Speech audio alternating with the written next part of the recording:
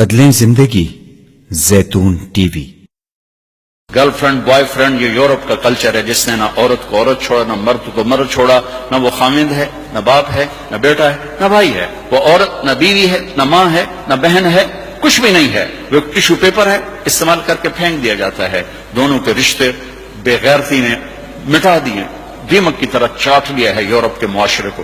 Spain میں تھا تو ان کا جو انسپیکٹر جنرل پولیس اور پولیس کے بڑے افسر مجھ سے آئے ملنے کے لیے، تو میں نے تھوڑی ان سے بات کی، پھر میں نے کہا میں دو باتیں آپ کو کہہ کے جا رہا ہوں جو آپ کے فائدے کی ہیں۔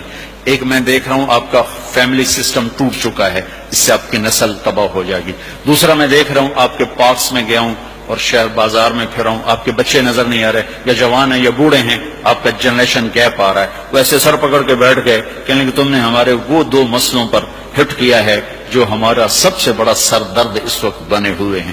ہماری نسل ختم ہو رہی، ہمارا فیملی سسٹم ختم ہو چکا ہے، ہماری ایک حد ہے، ہماری نظر بھی نیچے ہوتی ہے اور ہم حیا کی چادر سے باہر نہیں نکلتے۔ بے حیائی جس معاشرے میں پھیلتی ہے اس معاشرے کو اللہ پنپنے نہیں دیتا، وہ معاشرہ ذلت اور پستی کا شکار ہو جاتا ہے۔ یورپ کی عورت نے آزادی کا نعرہ لگا کر سب کچھ گنوا دیا، سب کچھ گنوا دیا ہے، نہ ماں کی نسبت، نہ بیوی کی نسبت، نہ بہن کی نسبت، نہ بیٹی کی نسبت، کچھ اس کے ہاتھ میں نہیں ہے، اور وہاں کا معاشرہ انتہائی دکھی ترین معاشرہ ہے۔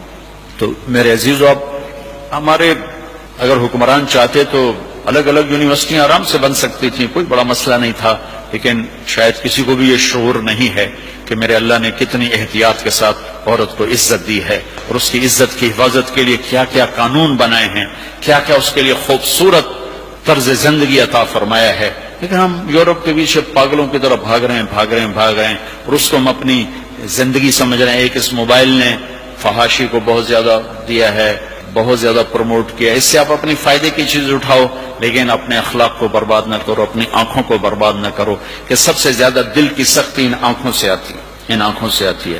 جب آنکھ غلط دیکھتی ہے تو دل کی زمین بنجر ہو جاتی، ویران ہو جاتی۔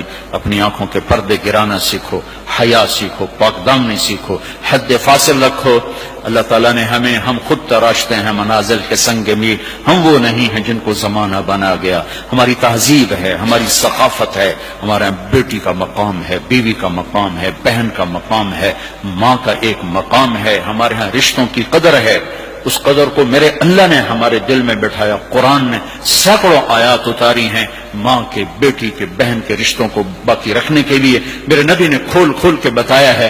تو میرے عزیزو، وہ بیریئر کراس نہ کرو، ورنہ حسرت کے سوا کچھ نہیں ملے گا، ہلاکت اور تباہی اور بربادی کے سوا کچھ نہیں ملے گا، وہاں کانٹوں کے سوا کچھ نہیں ہے۔ میرے نبی کی خوبصورت زندگی میں سارے پھول کھلے ہوئے ہیں اور اس سے باہر کانٹے ہی کانٹے ہیں۔ جو جائے گا دامن بھی تار کرے گا اور اپنے آپ کو بھی لہو لہان کرے گا، اور حسرتوں کی موت مر کر مٹی کی چادر اوڑھ کر ایسا بے نام و نشان ہوگا کہ کوئی نہ فاتحہ پڑھنے والا ہوگا، نہ کوئی دعا کرنے والا ہوگا۔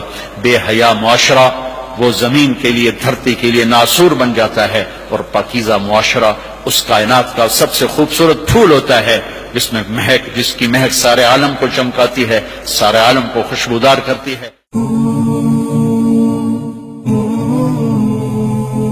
زیتون ٹی وی۔